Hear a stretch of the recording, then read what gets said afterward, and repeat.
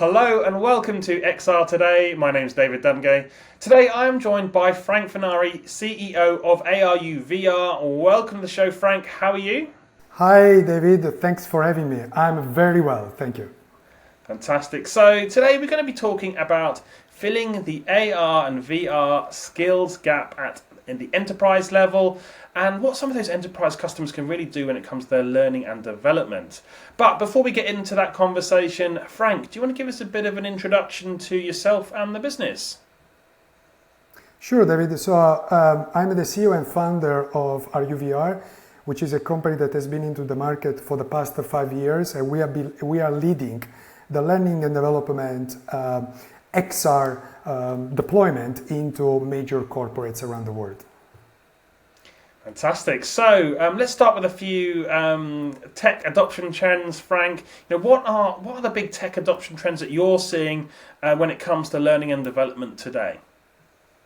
Sure. I mean, I can mention here a couple of reports that recently has been launched into the market from an L&D from the L&D sector. The first one is Mind Tools, which they released an L&D organization reflecting on 20 years of research. On their research, they have showed that e-learning adoption has been growing primarily in the past 7 years. Instead, the face-to-face learning has decreased, essentially, right? So that's what they show in the past 7 years. But then the other research from Fostway, which is Digital Learning Realities 2023, reported that learners instead want to do more face-to-face learning instead of e-learning. Why is that then, right? Because we all know the answers, because e-learning doesn't work. E-learning, it's very efficient from a financial point of view, but when it comes from acquiring the knowledge to do your job, it's not efficient, because e-learning is, broadly talking, it's not engaged, it's most passive. People learn by watching, and also provide very limited data to the trainers at the end of the word. So this is what is happening currently into the L&D sector, and we are trying to solve those challenges by introducing a new model called Blended Learning 3.0, which is a combination of face-to-face, digital content, and XR content. Now, the mix of all these three pillars create such a strong program which provide amazing benefits to the end user. So it's not about just the tech itself, it's about what are the trends that enterprises are adopting, are challenging in these days. Yeah, well, maybe let's talk about some of that adoption. I mean, it sounds like there you've got a really good mix of in-person, XR, and VR, which is really great to hear. But I mean, I'm really interested in the role of the training and upskilling, and how that is working, how that works itself into the adoption of VR and AR itself, and what's going on there. That's a really good question, and really important to understand that. Even recently, the World Economic Forum reports that 66% of the American companies over the next 4 years are planning to adopt these technologies in their companies, right? But the problem is that XR adoption itself has got big challenges and problems, which we can categorize into, let's say, micro categories. One is the content creation. So creating content, XR content, it's really time consuming, it requires special skills, lots of cost as well, and then it's harder to keep up to date. But then the other set of challenges, it's the content consumption. So how the user consume, what is the user experience of those content? And even here, XR has got some challenges to solve, which is all around how you're going to interact with those people, right? Because if you wear one of those goggles, you trainer, you lose them, right? You cannot guide, you cannot interact. And then more importantly as well, it's you cannot ask to enterprises to buy 10,000 VR headsets overnight, right? That is unrealistic. So therefore, we cannot expect that enterprises from all sorts of sectors will have in-house Unity developers, XR producer, 3D artists, that is, again, a dream. They cannot employ those people, even because they got headcounts and all sorts of things. So this is what we have solved. So thanks to our platform, we have democratized both the XR content creation and the user consumption of those content. In fact, enterprises can now create XR-based curricula on the fly, right? A learner can consume those content, not only using the goggles, but more importantly, they can also consume this AR and VR content using their personal devices, such as PC, phones, and tablet. So the fundamental thing here is that enterprises still need to have L&D people located to this XR workstream. So even if with our technology, we empower, we enable anyone to use this technology, but still we need some commitment from the L&D people to work on this work stream. It cannot be an extra responsibility on top of the existing main job responsibility. Yeah, absolutely. So, I mean, Frank, you've touched on it already a little bit there, but I want to get your kind of view on, what the AR VR skills gap means to you, and why is it important businesses address this, now? Well, we know, David, that every single company from every single organization is going through a transformation, right? There is this digital transformation which within an enterprise touch all sort of different operations and teams. Now, when we look at these transformation programs, every company does in a different way because it depends on their maturity of both from a technology point of view, but also from a technical point of view, right? So it's really hard to broaden this conversation. However, the XR technologies has been around for a while now. Personally, I've been involved since 1995. But I can tell you that it's only in the past year or so that enterprises have now all the solutions in their hands, on their table. They've got very cost-effective hardware, they got software, and they got the ROI proves that XR is the king enabler for learning and development. So there are no excuses, to don't use this technology. But then why so not many organizations are deploying this technology at scale? Because we have got a problem into the knowledge, into the culture. So we need to have a tech culture shift. So there are some lack of awareness and knowledge about XR.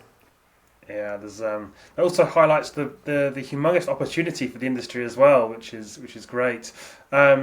So, I mean, there'll be a lot of business owners and people working in businesses watching today, Frank, who are thinking, I know I need to get some more skills in my business. I've got some staff in my learning and development team that I'd like to furnish with these kind of AR and VR skills. What should they really be thinking about? Before sending staff away and to learn this knowledge and to upskill their people. What should they really think about before doing that? So exactly as you mentioned, the majority of the biggest enterprises has got an in-house team that create digital content, primarily e-learning, essentially. But even themselves, they are facing multiple challenges, these companies, because they need a way to retain those people, they need a way to motivate those people, and they find it really difficult to provide a strong career development for those teams. In fact, they cannot transform graphic designers in 3D artists, for example, or instructor designers into Unity developers. It's impossible to transform this type of people in such, a completely different type of jobs. So this is why ARuVR platform is leading the L&D deployment into enterprises, because we can let current in-house team to become XR specialists without changing their DNA, right, of their job. We simply need to provide the basics knowledge of XR, and they will be able to become a pro in a couple of days. So therefore, enterprises needs to provide some sort of XR for Dummies, right, course to upskill and to empower that people at scale, right? So this is a fundamental thing that needs to happen if we want to democratize, if we want to adopt this technology in our day-to-day business. Excellent. So we're coming towards the end of the conversation, Frank. But before we go, maybe you could tell us a little bit more. You've been peppering the conversation with, some things ARuVR are doing around the training. But maybe you could talk a little bit more about that. Summarise some of the things you're doing around training at the moment that will obviously help accelerate this AR and VR adoption generally, and then maybe tell people where they can go to learn a little bit more about your business.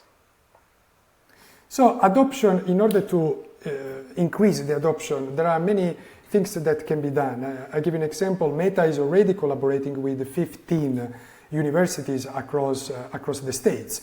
And along with Meta, ARuVR has been leading the change on AR and VR training for major multinational companies like Five Guys, BT, Coca-Cola, Neon, Bloomberg, and many others. So we provide to our clients with a full immersion XR program to upskill their people. So not only we provided the software and the tools and the whole equipment that they need to roll out this technology, but also we empower them. ARuVR enables and empowers the end user to become XR hero in minutes. But one of the fundamental challenges that enterprises has got is that currently there isn't a third-party body which can release a certificate on XR. And this is what we are trying to work and to fix with a major university. We will be launching a certification course for XR where company can send their people to gain that knowledge and then to apply them within the organization and start getting the strong ROI that this technology can provide. So upskilling the current people, it's an important task, but also it's far more important to choose the right program, which unfortunately today there isn't any major certification body in our industry. ARuVR is actively fighting to remove barriers to empowering the global force. XR learning, no matter the subject, can become a tour de force capable of upskilling works and resolving the employment skill set crisis. So this is our mission, both from using our technology and using our knowledge, because if we don't fill that gap, we can have the best hardware, the best software, the best proof point, but guess what? Going back to my experiment, only 2 people knew what this is all about. So we needed to evangelize these technology, these programs, more and more into an enterprise. And we cannot do alone. We need institutions. We need companies in this field. So this technology is there. It's already there. So we don't need to invent new things or something extra to be effective. It's already there. We just need to get people knows about this technology. Yeah, absolutely. This opportunity is, as you say, it's here and now. And there's a great point actually about the certification as well.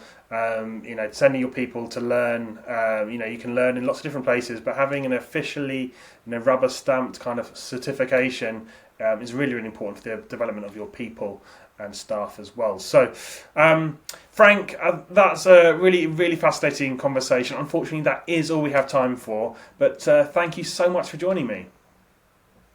Thank you for your time, David.